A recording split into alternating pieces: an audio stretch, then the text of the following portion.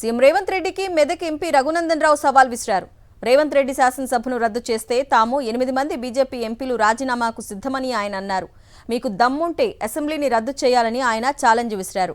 కేంద్ర మంత్రి కిషన్ రెడ్డి గురించి అనవసరంగా మాట్లాడుతున్నారని మండిపడ్డారు. కేవలం అసెంబ్లీ మాత్రమే రద్దు చేస్తే ప్రజాక్షేత్రంలోకి పోయి తేల్చుకుందామన్నారు రఘునందన్ రావు. వడ్లు కొనకపోతిరి, మొక్కలు కొనకపోతిరి, సన్ఫ్లవర్ కొనకపోతిరి, కొన్నవాడికి పైసలు ఇవ్వకపోతిరి, రైస్ మిల్లులను కోసపెట్టబడితిరి, కాంట్రాక్టర్లను కోసపెట్టబడితిరి.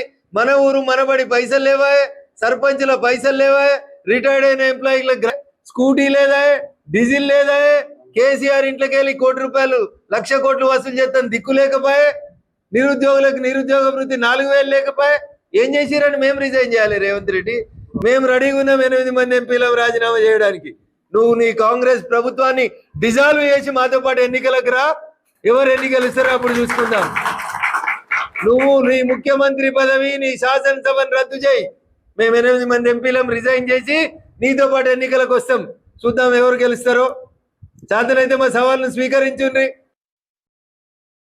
మరిన్ని అప్డేట్స్ కోసం ఛానల్ ను సబ్స్క్రైబ్ చేయండి. నోటిఫికేషన్స్ కోసం బెల్ ఐకాన్ పై క్లిక్ చేయండి.